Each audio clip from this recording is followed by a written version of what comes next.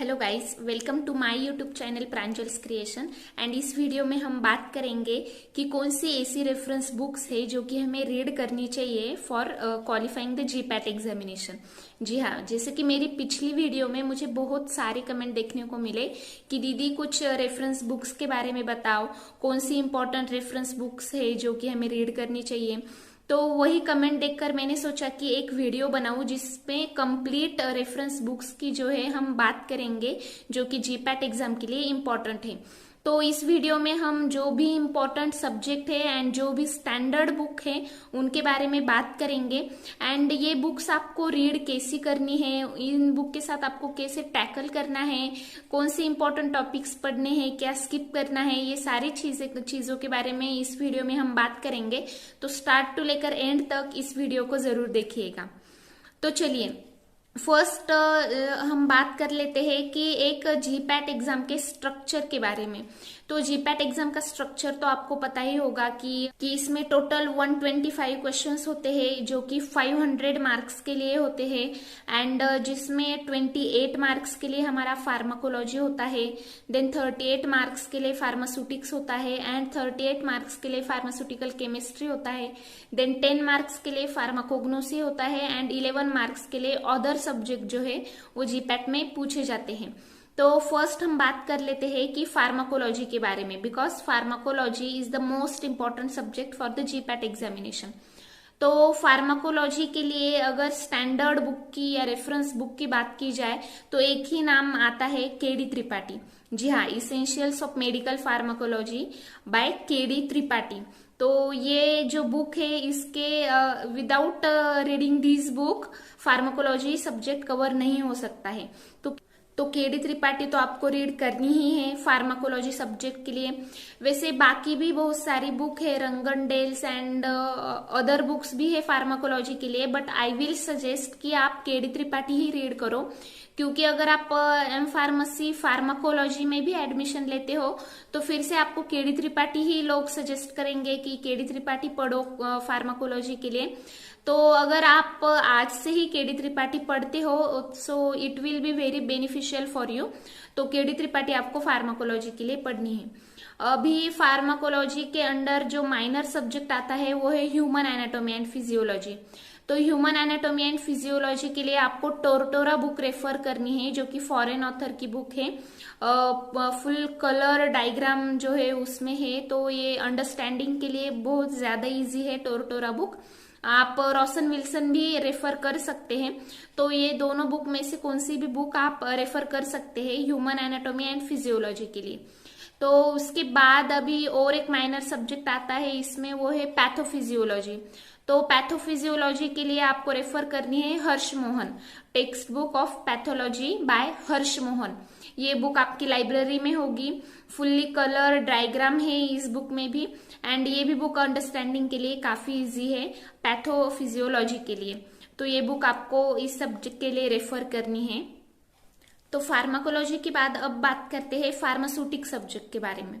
तो फार्मास्यूटिक्स में जो आपका फार्मास्यूटिकल टेक्नोलॉजी वाला पोर्शन है एंड जो आपका इंजीनियरिंग है फार्मास्यूटिकल इंजीनियरिंग, तो इसके लिए आपको बुक पढ़नी है लैकमन एंड लिबरमन। जी हाँ, लैकमन एंड लिबरमन, इस बुक से डायरेक्टली क्वेश्चन जीपैट में पूछे जाते हैं। डायरेक्टली लाइन इस बुक की जो है जीपैट में आती है।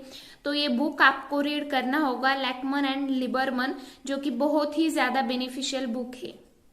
तो फार्मास्यूटिक्स में आपका दूसरा इंपॉर्टेंट सब्जेक्ट आता है वो है फिजिकल फार्मास्यूटिक्स। जी हाँ, फिजिकल फार्मास्यूटिक्स। एंड इसके लिए आपको सीवीएस सुब्रमण्यम की बुक जो है वो रेफर करनी है फॉर फिजिकल फार्मास्यूटिक्स। तो सीवीएस सुब्रमण्यम पढ़ने के बाद अब बात करते हैं बायोफार्मास्यूटिक्स के बारे में। तो बायोफार्मास्यूटिक्स ये भी एक इम्पॉर्टेंट सब्जेक्ट है जीपैट एग्जाम के लिए। एंड इसके लिए आपको बुक रेफर करनी है ब्राह्मणकर। जी हाँ, ब्राह्मणकर एक बहुत ही अच्छी बुक है जिसमें पूरा बायोफार्मास्यूटिक्स कवर है। इसके अलावा जीपैट में आपसे कुछ नहीं पूछा जाएगा। तो ब्राह्मणकर आपको रेफर करनी है बायोफार्मास्यूटिक्स के लिए। तो फार्मास्यूटिक्स के बाद अब बात करते हैं फार्मास्यूटिकल केमिस्ट्री के बारे में। तो फार्मास्यूटिकल केमिस्ट्री में आपका जो पहला इंपॉर्टेंट सब्जेक्ट है वो है ऑर्गेनिक केमिस्ट्री। तो ऑर्गेनिक केमिस्ट्री के लिए आप बहल एंड बहल ये बुक रीड कर सकते हैं। ये बुक आपने रीड की ही होगी, सेकेंड ईयर में, आपके थर्ड ईयर में भी आपने ये बुक रीड की होगी। तो ऑर्गेनिक केमिस्ट्री के लिए बहल एंड बहल रेफर करनी है। उसके बाद इनऑर्गेनिक केमिस्ट्री, जी हाँ, इनऑर्गेनिक केमिस्ट्री के लिए आपको GR चटवाल की बुक रेफर करनी है, जो कि हिमालय पब्लिकेशन की है, GR चटवाल। सो ये भी बुक आपने फर्स्ट ईयर में इनऑर्गेनिक केमिस्ट्री के लिए पढ़ी ही होगी। देन इनऑर्गेनिक केमिस्ट्री के बाद अभी मेडिसिनल केमिस्ट्री की बात आती है। तो मेडिसिनल केमिस्ट्री के लिए आपको फोए की बुक रेफर करनी है मेडिसिनल केमिस्ट्री के लिए। तो मेडिसिनल केमिस्ट्री के बाद जो है मेजर सब्जेक्ट केमिस्ट्री का आता है वो है बायो केमिस्ट्री। तो बायो केमिस्ट्री के लिए आपको सत्यनारायण बुक जो है, सत्यनारायण सर की जो बुक है बायो केमिस्ट्री की, ये बुक आपको रेफर करनी है, जो कि बहुत ही ज्यादा इंपॉर्टेंट है। एंड बहुत ज्यादा इंपॉर्टेंट चीजें जो है इस बुक में दी गई है। तो सत्यनारायण की जो बुक है बायो केमिस्ट्री की, वो आपको रेफर करनी है फॉर बायो केमिस्ट्री। उसके बाद हम आते हैं कि हमारा एनालिसिस, फार्मास्यूटिकल एनालिसिस जो है, तो उसके लिए YR शर्मा ये एक अच्छी बुक है जो कि आप रेफर कर सकते हैं। तो केमिस्ट्री में और एक पोर्शन जो है वो रह गया है हमारा, जो कि है फिजिकल केमिस्ट्री। तो जी हाँ, फिजिकल केमिस्ट्री, इसके लिए तो हम 12th क्लास का जो भी हमारा मटेरियल है वो सारा यूज कर सकते हैं। पर्सनली मैंने 12th क्लास की जो बुक है केमिस्ट्री की, फर्स्ट पार्ट जो है केमिस्ट्री का, वो बुक मैंने रेफर की थी for the purpose of physical chemistry. तो आप भी ये बुक रेफर कर सकते हैं। तो अभी केमिस्ट्री कवर करने के बाद हम आ जाएंगे फार्माकोग्नोसी की तरफ।